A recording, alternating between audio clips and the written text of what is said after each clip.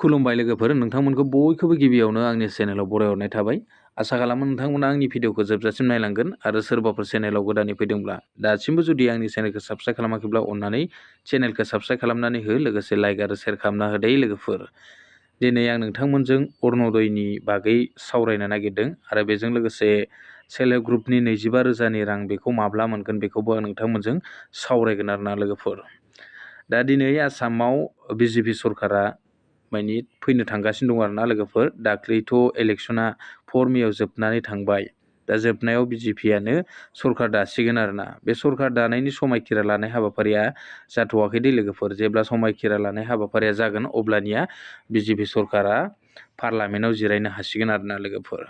दा बेखौ नायोब्ला बिथांमोना जि मेनिफेस्ट'आव फोसावखानानै दोनदोंमोन जे अरुण'दयनि 3.0आव जाय महिला आइजोफोरा सिगाङाव थालांबाय, एप्लाइ खालामनो थालांबाय आरो सोरनाबा रिजेक्ट जाबाय, बिथांमोननि थाखाय बिथांमोना बा बे बिजेपि सरकारा आसामनि मामाया बे मा खालामनो नागिरदों एबार माने 15,000 माने 3.0नि गोदान एप्लाइ लाफिननो नागिरदों आरोना। 15,000 आइजोफोरनि गोदान एप्लाइ लाफिननो नागिरदों आरो।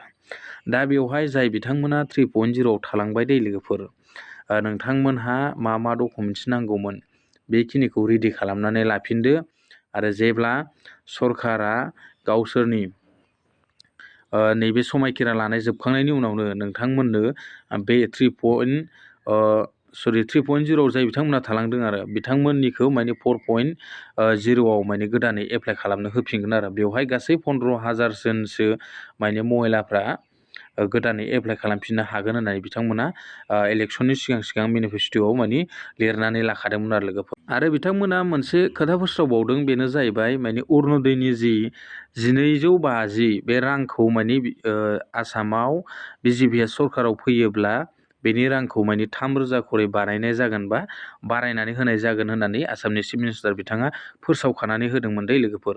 नाथाय बे 3,000 राङा माब्लानिफ्राय बारायजागोन ना एबार मासनिफ्रायनो अरुण'दयनि फैसा हाबोब्ला बे बारायजागोन नामा, बेखौ जेबो माने डिक्लार होथ'वाखै आरोना लोगोफोर। दा माने होनबा सरकारनि जि समायखिरा लानाय हाबाफारि बेबो जाथ'वाखै नालाय बिजेपि सरकारनि।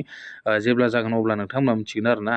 250नि जायगायाव नोंथांमोना 3,000बो मोनहैनो हागौ आरो लोगोफोर।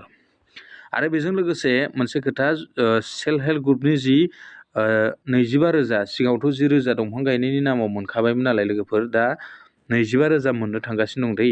बिथांमोना बेखौबो मेनिफेस्ट'आव लिरनानै लाखादोंमोन आरो फोसावखादोंमोन दि एबारनिफ्राय महिलाफोरनो दंफां गायनायनि मुङै सिगाङाव 10,000 होखांनायनि जाय बिथांमोना मोनखांबाय बिथांमोननो 25,000 होनायनि मोनसे थांखि लाखादोंमोन आसाम सरकाराव।